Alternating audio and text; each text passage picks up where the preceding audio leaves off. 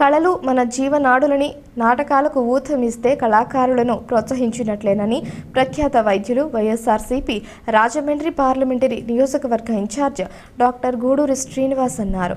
Stage ఆర్టిస్టులను ప్రోత్సహించే నేపథ్యంలో స్థానిక జేఎన్ రోడ్ స్వర్ణదుర్గ ఆలయంలో డాక్టర్ గూడూరి శ్రీనివాస్ సౌజన్యంతో చింతామణి సందేశాత్మక నాటకాన్ని శుక్రవారం రాత్రి ప్రదర్శించారు.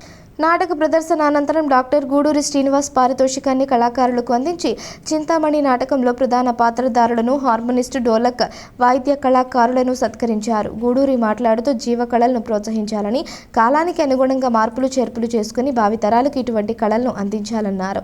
చింతామణి పాత్రధారిగా ప్రభావతి, శ్రీహరి పాత్రధారిగా సత్యప్రసాద్, బిల్వ మంగళక డిఎస్పీ రావు, శ్రీహరి పాత్రధారిగా ఎస్ రాంబాబు, సుబ్బిశెట్టిగా టి సుబ్బారావు, చిత్రగా కుమారి నటించి విశేషంగా ఆకట్టుకున్నారు. Aryapuram cooperative urban bank chairman Challa Shankarrao, బిల్వ మంగళగా విశేష ప్రతిభను కనబర్చిన డిఎస్పీ రావును సత్కరించారు. హార్మోనిస్ట్ కొమ్మూరి నాగేశ్వరరావును, డోలక్ కళాకారులు రామకృష్ణను, గూడూరి ప్రసాద్, గూడూరి జవహర్ సత్కరించారు.